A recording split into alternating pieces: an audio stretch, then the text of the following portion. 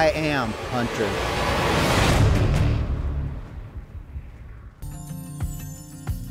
When most people think of Colorado, they think of Denver, the mile-high city, or they think of the great, expansive Rocky Mountains that goes from New Mexico to Wyoming. As hunters, you know what we think about. We think of elk. Colorado, hands down, is the #1 elk state anywhere. More elk than any other state. Oodles of them. So, when I get a chance to go to Colorado, that's the first thing I think of is elk hunting in September. My destination, it's southern Colorado, and I'm usually hoping for an invite from my good friend Clay Allison, who outfits and operates Santa Fe Outfitters in the southern part of the state.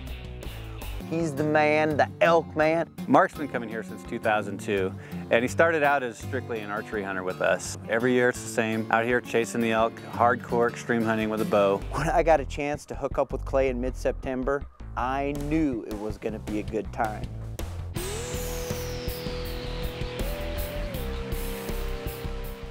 You couldn't have scripted a better day than my first day together with Clay.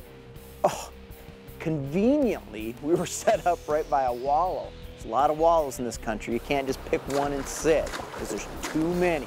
But this cow come into the wallow and started splashing around.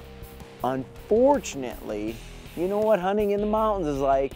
As soon as that cow started moving around, the wind shifted a little bit. She caught our scent and ran right back up to the bull. That was over, but it didn't matter. We had another deal going right below us. Another bull coming, and he was coming hard. I think we got him, because the wind's coming this way. He's probably gonna come across here, I hope. Okay, so he's gonna be in that next meadow. I don't know if he's gonna come to us or if he's gonna come parallel. Should we get to that? Yeah, you won't have much of a shot, but go ahead and get to that next set of bushes if you can. Then if he comes through, it'd be like 20 yards, probably. Again, we rushed down, set up. I look down, here comes the bull, and instead of coming right up the alleyway we thought he'd come, man, try to rethink an elk, you'll never do it. I've been hunting for about an hour and already had 2 bulls within basically bow range, just little things went wrong, which that's elk hunting. Boy, there's a couple of them up there top of the ridge. It's only about a 1,500-foot climb.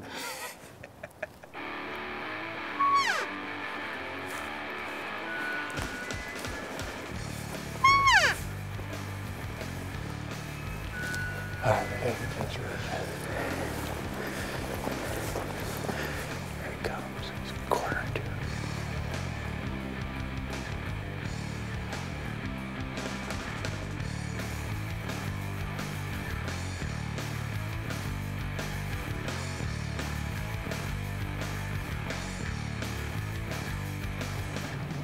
He don't like something.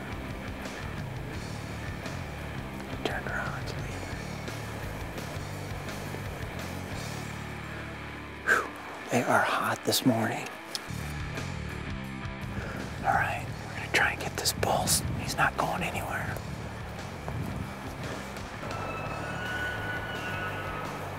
That's our boy. He's probably thinking about bedding too. That's what I think. He's a shooter. Oh, don't worry. That's fine.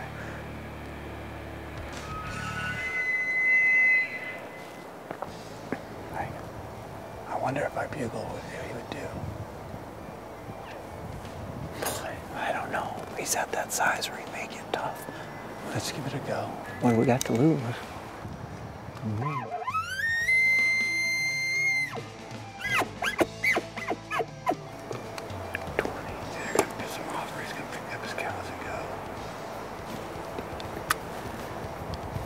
Going up cows and goes.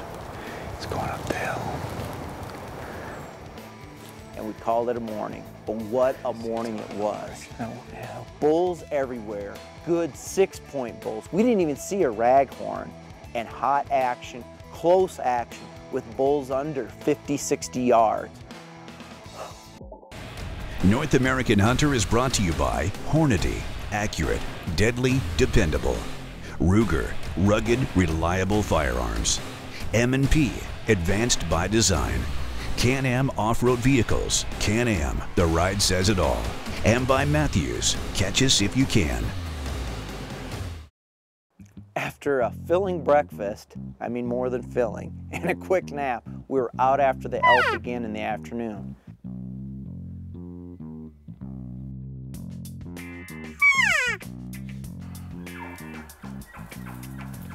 I think our best bet's to intercept this guy if we can. Yeah.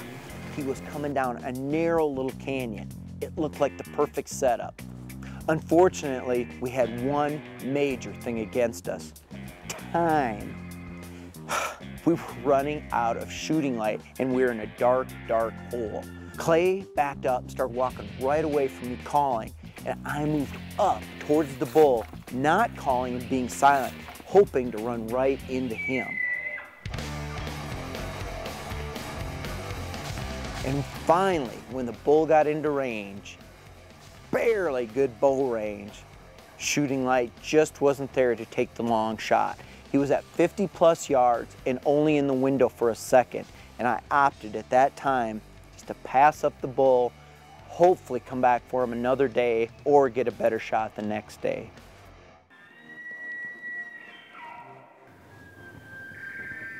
He's coming down, he's coming down, he's coming down. Get ready. Which way is he coming? Straight down the chute. So he'll be right in the bottom right here. Look at him. Oh, right there.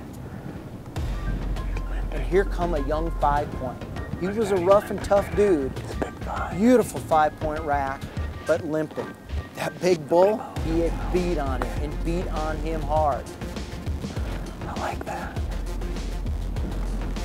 That means I can even keep up with him. Whew, what a chase. We took off after Limpy because the big bull, he was above in hot pursuit again. The next spot we got into was thick timber, and we could hear things heating up again. Bulls were getting close, and closer and closer. My heart was racing. I had the release on, when all of a sudden, things were chaotic. I made a move, a bold move, hopefully to get the shot, and the bull saw something. More than likely, he saw me. That's the way elk hunting is. Sometimes, when you're in that thick, dense brush, you've got to make the move, or you're gonna lose the shot. Now the bull, the bigger bull, and the limpy 5-point, neither one really knew what was going on. They split up and went their separate ways.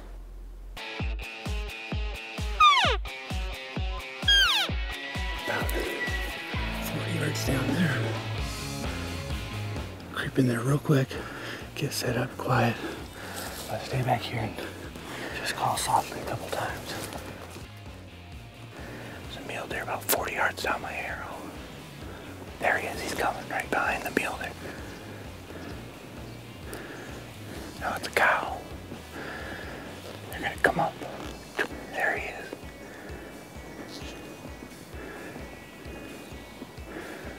Shooter.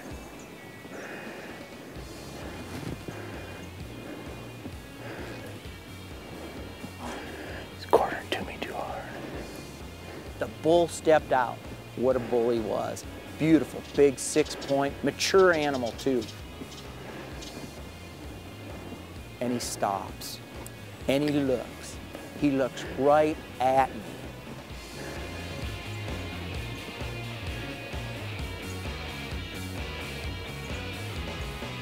What he saw, I don't know. And you know, elk do have a sixth sense. His was working overtime that day. What did he see? Just perfect wind. He just saw something he didn't like. He's a mature bull. He's a 5 or 6-year-old bull, though. I still had not come to full draw on an elk, and elk were everywhere. It was frustrating. In fact, I coined a new slogan, and it's called frustratingly fun. That's what I think bow hunting elk is. This place is every outfitter's dream because it's loaded with elk, and the natural beauty is just amazing. At last count, we have over 4,000 head of elk residing on the ranch. It makes for a hunter's paradise. It is just awesome to go out every day and see so many elk and have so many encounters. We got close. In fact, we got so close, we had cows and calves in front of us and a bull bugling not even 150, 200 yards away, just around a little bench.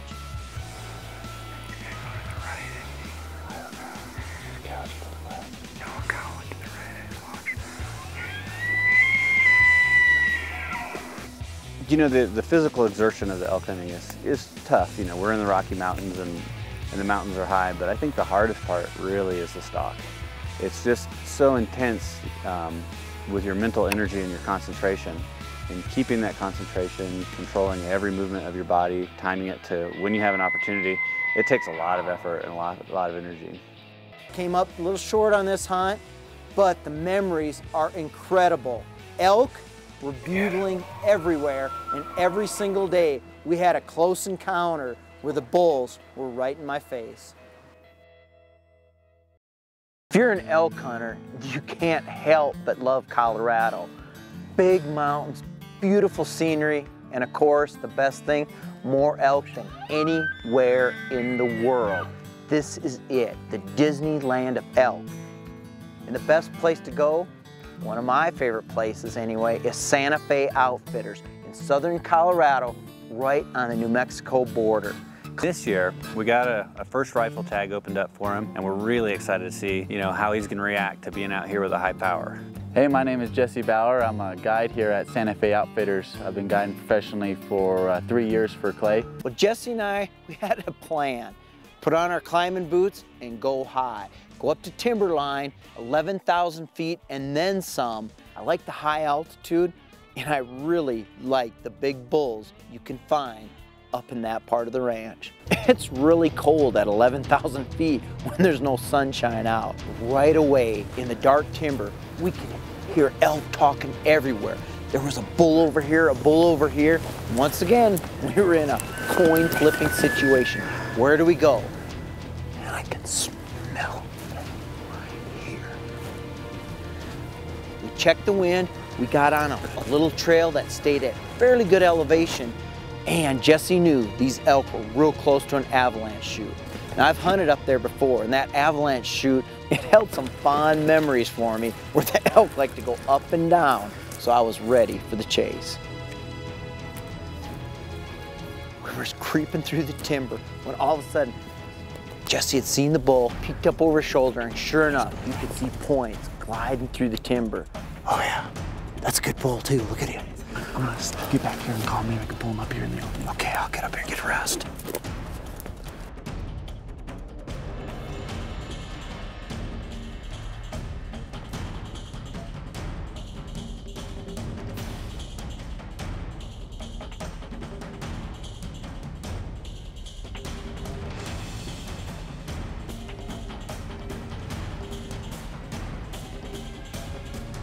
Okay, there he is, right there. I got him.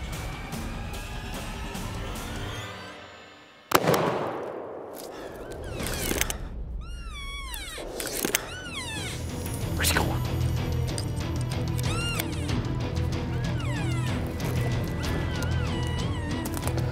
Is he down? Get back up, so I want you to be ready. Even though the bull was down, we hustled over just to make sure a second shot wasn't needed. And it wasn't. Nice third. Nice. Look at it. Nice Look at his force too. How heavy they are bladed. Palmated. Oh, Nice shot too, Mark. Nice shot. beautiful. Nice shot, Mark. Man, what a bull. Oh, that's a beautiful bull. Oh, look at him. He's super massive, isn't he? He's Yeah, he holds his mass all the way up. Oh, Little 107 right there. that is. He's a nice bull. And you know what? The Kaisers need a little meat in the freezer.